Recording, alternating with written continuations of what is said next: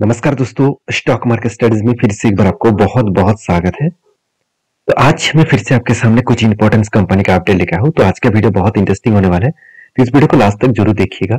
और अभी तक आपने चैनल को सब्सक्राइब नहीं किया तो जरूर कर लीजिएगा। कंटिन्यूसली इन्फॉर्मेशन और अपडेट्स पाने के लिए इसी चैनल के ऊपर बने रहिएगा। तो चलो देख लेते हैं कौन सा कंपनी है इस वीडियो के अंदर। फर्स्ट जो कंपनी के बारे में चर्चा करूं उसका नाम है फाइन ऑर्गेनिक। देखिए, फाइन ऑर्गेनिक के सबसे पहले इंपॉर्टेंस पॉइंट क्या है, आपको मैं कंपनी के प्रोडक्ट के बारे में जानकारी दूं। ठीक है, देखिए कोई भी कंपनी के ऊपर काम करने से पहले आपको ये चीज जानना बहुत जरूरी है कि एक्चुअली कंपनी कर क्या रहा है। अगर कंपनी कर क्या रहा है इसके बारे में पता नहीं और आप उस कंपनी के ऊपर निवेश करना चाहेंगे तब बुरी तरीके से फंस सकते हैं, क्योंकि कंपनी का प्रोडक्ट के बारे में पता नहीं है तो कंपनी कहाँ से बिजनेस कर रहे हैं, किस तरीके से खुद को सस्टेन कर रहे हैं और आपको भी प्रॉफिट कहाँ से देंगे, वो सब कुछ आपको देखना चाहिए। ठीक है, सबसे पहले जो प्रोडक्ट है इसका वो है, आप देखेंगे तो वो है फूड एंड फूड का इंग्रेडिएंट। वो फूड इंग्रेडिएंट का मतलब क्या है, मतलब मान के चलिए हम जो मतलब केक वगैरह, पेस्ट्री वगैरह, इस तरीके से ब्रेड वगैरह चीजों को खाते हैं तो उसकी जो इंग्रेडिएंट है, तो उसको बनाने के लिए जो इंग्रेडिएंट लगते हैं तो वो भी कंपनी बनाते हैं। साथ ही साथ पॉलीमर जो अधिसाव है तो उसके भी प्रोडक्ट आपको देखने को मिल जाएगा। उसके साथ साथ आप देखेंगे तो पर्सनल केयर जो इंटीग्रेट मतलब इंग्रेडिएंट है तो उसको भी कंपनी बनाते हैं। पर्सनल केयर मतलब हम जो जितने सारे कॉस्मेटिक्स यूज करते हैं, ऑयल वगैरह, वो ही कंपनी बनाते हैं।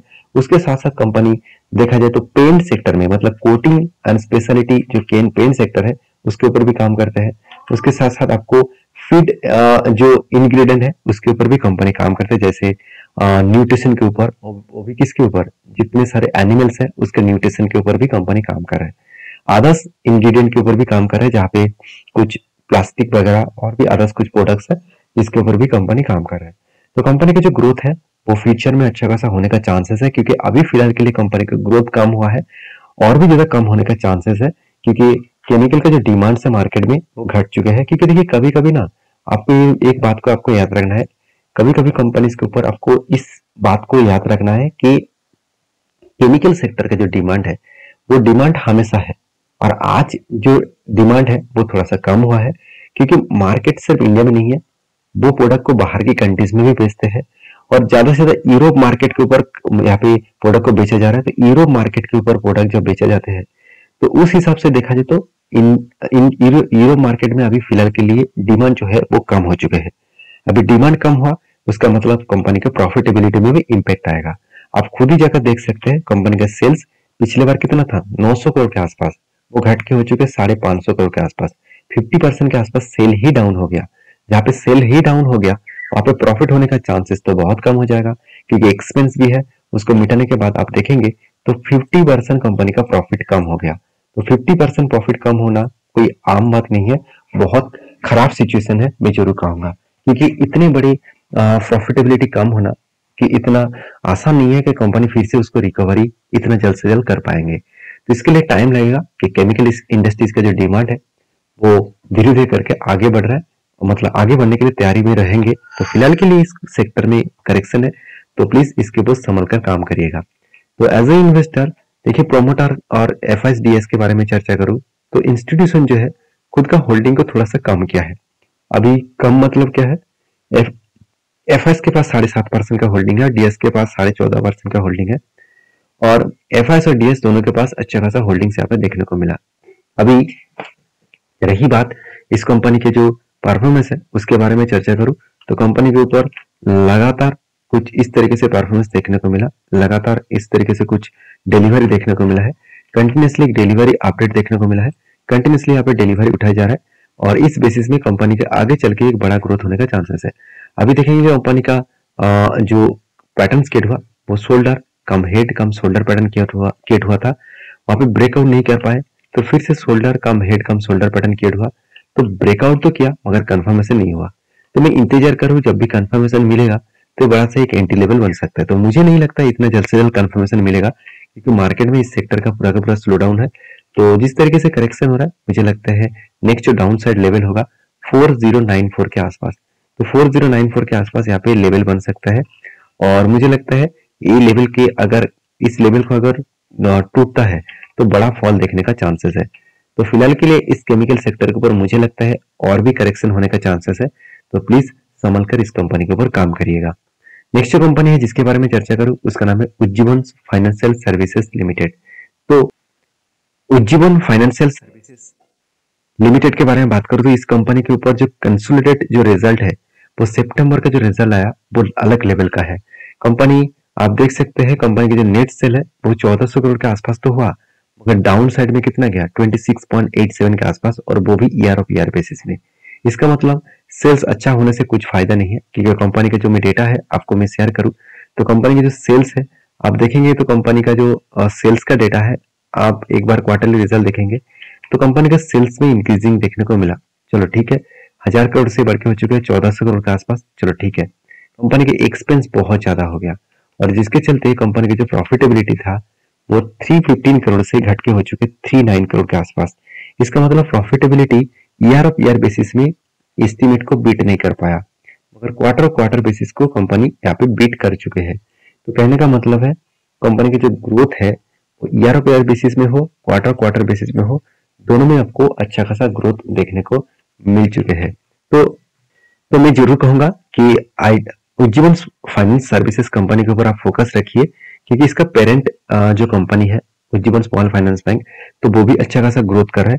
और एज ए इन्वेस्टर प्रोमोटर के बाद प्रोमोटर के पास होल्डिंग्स नहीं है, एफएस और डीएस के पास अच्छा खासा होल्डिंग्स देखने को मिलेगा। और कंपनी की जो बैलेंस शीट है वहां पे दो चीज आपको अच्छा लगेगा।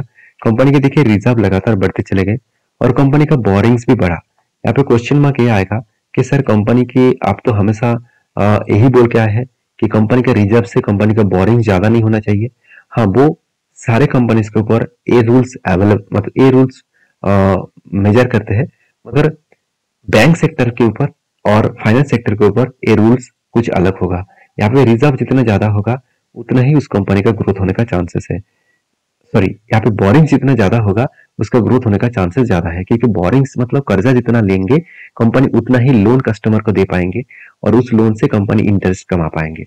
अभी इस कंपनी के ऊपर फिलहाल के लिए क्या सिचुएशन है, अगर लास्ट कुछ फ्यू डेज का डेटा दिखा दूं तो कंपनी के ऊपर जो डेटा देखने को मिला कंटिन्यूसली एक हाई वॉल्यूम के साथ कंपनी के ऊपर बाइंग होते जा रहा है। तो हाई वॉल्यूम के साथ कंपनी के ऊपर बाइंग हो रहा है, इसका मतलब एक हाई ग्रोथ होने का चांसेस यहाँ पे देखने को मिला है। अभी इसके चार्ट पैटर्न में आपके साथ शेयर करूं तो आप यहाँ पे देख सकते हैं चार्ट पैटर्न में कुछ इस तरीके से सिनेरियो बना था। एक लंबा सा एक ट्रेड बना था कफ विथ 100 पैटर्न्स का। तो कफ विथ 100 पैटर्न्स का ब्रेकआउट हुआ और कितना शानदार तरीके से टारगेट भी आप देख सकते हैं, और टारगेट भी कोई छोटा मोटा टारगेट नहीं था, करीबन 70% के आसपास टारगेट देखने को मिला था। तो आपकी क्या राय है इस कंपनी के ऊपर अभी फिलहाल के लिए मुझे जरूर कमेंट्स करना। और हाँ, अभी जो सिचुएशन बना है तो देखिए कंपनी ऊपर साइड में ही ट्रेड कर रहा है, तो मुझे लगता है इस रेंज को अगर ब्रेकआउट करे तो एक बड़ा धमाका फिर से होने का चांसेस है, क्योंकि नीचे आने के बाद वो रिटेस्ट किया और उसके बाद ऊपर जाने के लिए वो तैयारी कर रहा है। तो मेरे हिसाब से एक लंबा जर्नी यहाँ पे देखने को मिल सकता है। आपको क्या राय है इस कंपनी के ऊपर जरूर मुझे कमेंट्स करके बताना। नेक्स्ट जो कंपनी है जिसके बारे में चर्चा करूँ उसका नाम है बर्जर पेंट। देखिए बर्जर पेंट इंडिया के एक पुराना पेंट इंडस्ट्रीज कंपनी है और इंडिया के सेकेंड लार्जेस्ट पेंट कंपनी है। इस कंपनी के ऊपर मैं हमेशा बुलिश इसीलिए हूँ क्योंकि देखिए नंबर वन कंपनी जो है वो हमेशा कोशिश करेंगे नंबर वन रहने के लिए, तो उसका जो कोशिश है जितना हाई ग्रोथ कोशिश होगा उससे कई गुना ज्यादा कोशिश करेंगे जो नंबर टू में है। आज मान के चलिए स्कूल में अगर आप कभी भी फर्स्ट हुए हैं तो फर्स्ट अब जो हुए हैं तो आप हमेशा कोशिश यही करते आए हैं कि चलो मैं और भी ज्यादा अच्छा खासा परफॉर्मेंस करूं, मुझे फर्स्ट और भी रहना है। और जो सेकंड होते हैं जो थर्ड होते हैं उसका हमेशा यही जुनून होता है कि मैं फर्स्ट को ओवरटेक करूं और मैं एक नंबर में पहुंचूं। तो इसके लिए वो हाई मतलब बहुत ज्यादा स्टडी करते हैं और बहुत ज्यादा मेहनत करते हैं। तो मेरे कहने का मतलब है कि जो सेकंड पोजीशन में रहने वाला कंपनी होते हैं वो हमेशा कोशिश जारी रहते हैं उसका कि हाई ग्रोथ और पोटेंशियल में आगे बढ़े। तो बर्जर पेंट इंडिया की सेकंड कंपनी है और इसका जो कंपटीटर है बाकी जो कंपटीटर्स है वो उतना ज्यादा ग्रोथ यहाँ पे नहीं कर पा रहे हैं। इसका मतलब कंपनी के ऊपर जो पेंट सेक्टर का जो डिमांड है वो लगातार बढ़ते जा रहा है, उस बेसिस में कंपनी का ग्रोथ होने का चांसेस भी है। अगर मैं सारे इंडस्ट्रीज कंपनी के बारे में डिस्कशन करूं तो बर्जर पेंट का जो कर्जा है वो थोड़ा सा ज्यादा है, फिर भी मैं इस कर्जे को जरूर कहूंगा एक अंडर वैल्यूड कर्जा है, क्योंकि कंपनी का जो कर्जा है 0.50 के नीचे है। और जब भी कोई कंपनी का कर्जा 0.50 के नीचे होता है तो वहां पे एक मतलब पॉजिटिवली सोचा जाता है कि कंपनी कर्जा अंडर परफॉर्मेंस कर रहा है। तो कंपनी का देखिए आरओसी आरओई दोनों ही बेस्ट देखने को मिलेगा। और कंपनी के जो क्वार्टरली जो रिजल्ट है उसके बारे में चर्चा करूँ तो आप देखेंगे तो सेल्स का जो डेटा है वो 2600 करोड़ से बढ़ के हो चुके हैं 2700 करोड़। तो इसको देखकर खुश मत हो जाना कि कंपनी का सेल्स ग्रोथ हुआ है। एक्चुअली कंपनी का सेल्स तो ग्रोथ हुआ, और वो भी किस बेसिस में, ईयर और पीआर बेसिस में। कंपनी का जो क्वार्टर क्वार्टर बेसिस में जो सेल्स का ग्रोथ है वो यहाँ पे थोड़ा सा कम हो चुके हैं। 3000 करोड़ से कंपनी का प्रॉफिट जो सेल्स का ग्रोथ है वो 27 करोड़ पे बन चुके हैं। कंपनी के एक्सपेंस को मेंटेन करने के बाद कंपनी का जो नेट प्रॉफिट है वो 220 करोड़ से बढ़ के हो चुके 290 करोड़ के आसपास। तो कंपनी की जो प्रॉफिटेबिलिटी है वो भी यहाँ पे बढ़ चुके हैं। अभी कंपनी का जो कैश फ्लो है उसके बारे में चर्चा करूं तो कंपनी का जो कैश फ्लो आप देखेंगे तो कंपनी के कैश फ्लो में एक पॉइंट आपको हमेशा याद रखना है कि कंपनी प्रॉफिट फ्रॉम बोरिंग्स, तो यहाँ पे कंटिन्यूसली बोरिंग्स जो है वो बढ़ता जा रहा है, और उस बेसिस में कंपनी का रीपेमेंट भी बढ़ते जा रहा है। इसका मतलब जितना कर्जा कंपनी लेते जा रहा है उतना कर्जा कंपनी रीपेमेंट भी कर रहा है। तो इसमें चिंता करने का जरूरत नहीं है कि कंपनी ने पेमेंट तो लिया है, मतलब कर्जा तो उठाया और कर्जा को रीपेमेंट नहीं किया।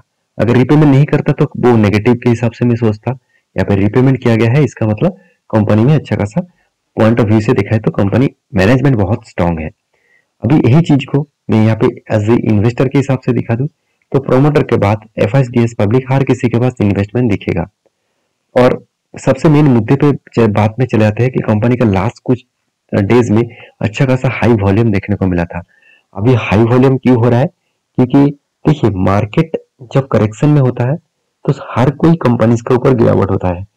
अगर चाहे कंपनी कितना भी अच्छा परफॉर्मेंस कर लिया होता, तो जब मार्केट फिर से रीबैक करते हैं, मतलब मान के चलिए मार्केट इतना गिरा और उसे फिर से धीरे धीरे करके वो रीबैक कर रहा है, तो जितने सारे कंपनीज का परफॉर्मेंस अच्छा हुआ था वो कंपनी सबसे तेजी से ग्रोथ करना स्टार्ट कर देते हैं, क्योंकि उस कंपनी सस्ते दामों में मिल चुके हैं। उस सस्ते दामों में बड़े बड़े इंस्टीट्यूशन उसके ऊपर बाय करेंगे और तेजी से वो शेयर भागेंगे। तो यहाँ पे जो डिलीवरी क्वांटिटी उठाया गया इतना ज्यादा, यही एक कारण है। तो बर्जर पेन के चार्ट पैटर्न के बारे में बात करूं तो यहाँ पे कफ विथ 100 पैटर्न्स बना और यहाँ पे फाइनली ब्रेकआउट भी हुआ, और जो टारगेट बनना है यहाँ पे 743 के आसपास इस लेवल का टारगेट बनना है। और मजेदार बात यही है कि कंपनी थोड़ा सा ऊपर जाने के बाद फिर से करेक्शन हो गया। बहुत सारे लोग यही सोच रहे हैं कि इस तरीके से सिचुएशन में से क्या करना चाहिए। हाँ, ये बात भी मेरे मन में भी था।